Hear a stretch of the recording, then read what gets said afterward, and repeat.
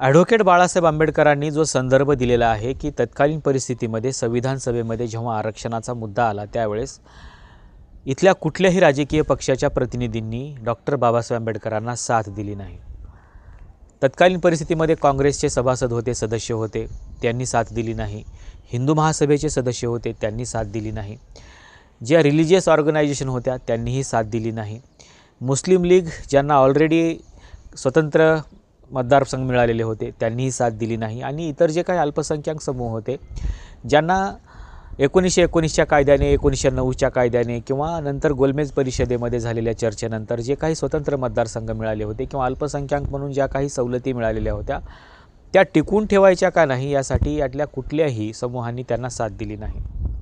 आणि त्याच्यामुळं या कुठल्याही समूहाला आजही माहिती नाही की नेमकं आपल्याला दिलेले जे स्वतंत्र मतदारसंघ होते किंवा जे काही सवलती होत्या अल्पसंख्याक म्हणून दिलेल्या त्या नेमक्या गेल्या कुठे हे आणखीन कोणालाही माहिती नाही। या अनुषंगाने एक संदर्भ मी तुम्हाला सांगतो जो अतिशय महत्त्वाचा आहे आणि तो ॲडव्होकेट बाळासाहेब आंबेडकर यांच्या संदर्भाला जोडून आहे। 11 मे 1949 रोजी संविधान सभेमधली जी काही अल्पसंख्याक समिती होती या समितीची एक बैठक झाली होती। तुम्हाला माहिती असेल की अल्पसंख्याक समितीच्या या समितीचे सदस्य किंवा अध्यक्ष जे होते ते होते सरदार वल्लभभाई पटेल। सरदार वल्लभभाई पटेलांनी 11 मे 1949ला एक बैठक बोलवली आणि या बैठकीमध्ये त्यांनी एक प्रस्ताव मांडला आणि तो प्रस्ताव एच.सी. मुखर्जी यांच्या मार्फत मांडलेला होता।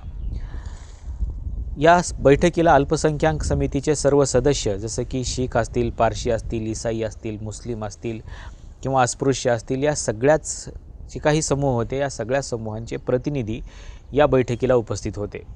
जवळपास 60 सदस्य या समितीच्या या बैठकीला उपस्थित होते आणि या समितीच्या बैठकीमध्ये एच.सी. मुखर्जी यांच्या मार्फत सरदार वल्लभभाई पटेलांनी एक प्रस्ताव आणला आणि त्या प्रस्तावामध्ये त्यांनी असं नमूद केलं की स्वतंत्र भारताची राज्यघटना लागू झाल्यानंतर यातल्या कुठल्याही अल्पसंख्याक समुदायाला कोणत्याही प्रकारच्या आरक्षणाची किंवा स्वतंत्र मतदारसंघाची गरज असणार नाही, कारण आता आपलं भारताचं सरकार या देशामध्ये आलेलं आहे। त्याच्यामुळं आपण जर सरकारमध्ये आहोत तर अशा प्रकारच्या सवलती द्यायची काही गरज नाही, अशा प्रकारचा एक प्रस्ताव एच.सी. मुखर्जी यांनी या बैठकीमध्ये मांडला। या बैठकीमध्ये हा ठराव मांडल्यानंतर याच्यामध्ये शीख, ईसाई, ख्रिश्चन किंवा मुस्लिम यांचे जे काही प्रतिनिधी होते त्यांनी या ठरावाला पाठिंबा दिला। विशेष म्हणजे या ठरावाला जे लोक विरोध करतील अशा लोकांना सरदार वल्लभभाई पटेलांनी या बैठकीला बोलावलेलंच नव्हतं, ज्याच्यामध्ये मौलाना अबुल कलाम आझाद यांचा समावेश होता आणि त्यांना त्या दिवशी एका कामानिमित्ताने काश्मीरला पाठविण्यात आलं होतं। दुसरीकडे डॉक्टर बाबासाहेब आंबेडकर या समितीच्या बैठकीला उपस्थित होते, परंतु डॉक्टर बाबासाहेब आंबेडकरांना साथ देणारा एकही सदस्य या समितीच्या बैठकीमध्ये उपस्थित नव्हता। डॉक्टर बाबासाहेब आंबेडकरांच्या समोर असा प्रश्न होता की आता नेमकं करायचं काय, आणि डॉक्टर बाबासाहेब आंबेडकरांनी या प्रस्तावाला एकट्यानेच विरोध केला। जसं ॲडव्होकेट बाळासाहेब आंबेडकर म्हणतात की त्यांना कोणीही साथ दिली नाही, या प्रस्तावाच्या विरोधामध्ये बोलत असताना देखील त्यांना कोणीही साथ दिली नाही। कुठल्याही अल्पसंख्याक समुदायाचा कुठलाही प्रतिनिधी समोर आला नाही। विशेष म्हणजे डॉक्टर बाबासाहेब आंबेडकर एकटेच या प्रस्तावाच्या विरोधामध्ये गेले। ही संधी साधून सरदार वल्लभभाई पटेलांनी एक नवी खेळी खेळण्याचा प्रयत्न केला आणि त्यांनी असं सांगितलं की ही जी काही समिती आहे या समितीच्या आजच्या बैठकीचं अध्यक्षस्थान आपण डॉक्टर बाबासाहेब आंबेडकरांना देऊया आणि त्यांच्या अध्यक्षतेखाली या प्रस्तावावरती मतदान घेऊया। हे कशासाठी केलं होतं, कारण एकदा अध्यक्षाच्या खुर्चीवर बसलं की त्या व्यक्तीला मतदानाचा अधिकार राहत नाही। जर समजा 50-50 वोटिंग झालं, दोन्ही बाजूंनी विरोधामध्ये आणि समर्थनामध्ये जर 50-50% मतदान झालं किंवा बरोबरीने मतदान झालं तर अध्यक्षाच्या मताला किंमत असते, पण तशी परिस्थिती या समितीच्या बैठकीमध्ये दिसत नव्हती आणि त्याच्यामुळं डॉक्टर बाबासाहेब आंबेडकरांना अध्यक्ष केलं तर हा प्रस्ताव ऑटोमॅटिकली फेटाळला जाईल असं सरदार वल्लभभाई पटेलांना वाटत होतं। आणि म्हणून सरदार वल्लभभाई पटेलांनी हे ठरवलं की या समितीच्या या बैठकीचं अध्यक्षस्थान हे आपण डॉक्टर बाबासाहेब आंबेडकरांना देऊया आणि म्हणून त्यांनी डॉक्टर बाबासाहेब आंबेडकरांना विनंती केली की तुम्ही अध्यक्षस्थान स्वीकारा। डॉक्टर बाबासाहेब आंबेडकरांनी सरदार वल्लभभाई पटेलांचा हा प्रस्ताव नाकारला आणि त्यांनी सांगितलं की जर मी अध्यक्ष झालो तर हा प्रस्ताव एकदमच माझ्या विरोधामधला आहे आणि मला तो पास करावा लागेल आणि हे मंजूर केलं म्हणून त्या ठिकाणी माझं नाव येईल। आणि म्हणून डॉक्टर बाबासाहेब आंबेडकरांनी अध्यक्ष होण्यास नकार दिला। सरदार वल्लभभाई पटेलांच्या अध्यक्षतेखाली हा प्रस्ताव मतदानाला टाकण्यात आला आणि या प्रस्तावाच्या बाजूने जवळपास 58 मतं पडले आणि या प्रस्तावाच्या विरोधामध्ये केवळ 2 मतं पडली. त्याच्यामध्ये डॉक्टर बाबासाहेब आंबेडकरांचं एक मतदान होतं आणि एक अल्पसंख्याक समुदायाचे सदस्य होते त्यांचं एक मत होतं.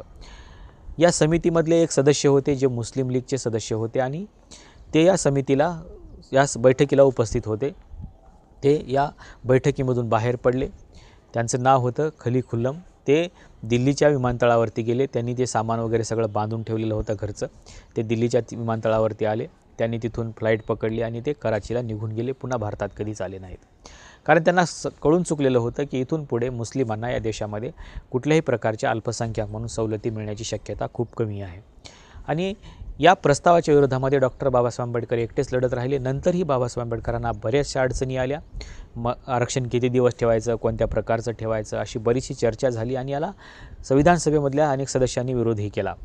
पण डॉक्टर बाबासाहेब आंबेडकरांनी एक धमकी दिली होती की तुम्ही जर माझे हे प्रस्ताव मान्य करत नसाल तर मी या संविधान सभेमधून वॉकआउट करेन आणि मी माझ्या मसुदा समितीच्या अध्यक्षपदाचा राजीनामाही देईल. तुम्हाला बघून घ्या की तुम्ही राज्यघटना कोणाकडून लिहायची आहे.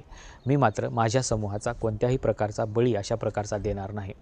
कारण डॉक्टर बाबासाहेब आंबेडकरांच्या समोर आयर्लंडचं उदाहरण होतं, त्याच्यानंतर रोमचं उदाहरण होतं. या सगळ्या उदाहरणामधून डॉक्टर बाबासाहेब आंबेडकर पुढे आलेले होते आणि त्यांना माहिती होतं की आपल्याला आपल्या समुदायासाठी नेमकं काय करायचं आहे. आणि म्हणून डॉक्टर बाबासाहेब आंबेडकरांना या संविधान सभेमध्ये कोणी साथ दिली नाही असं ॲडव्होकेट बाळासाहेब आंबेडकरांचं म्हणणं आहे. आपल्याला नेमकं ॲडव्होकेट बाळासाहेब आंबेडकरांच्या म्हणण्याबद्दल आणि आज मी दिलेल्या संदर्भाबद्दल नेमकं काय वाटतं हे सांगायला विसरू नका. आजच्या व्हिडिओमध्ये आपण इथेच थांबूया. धन्यवाद.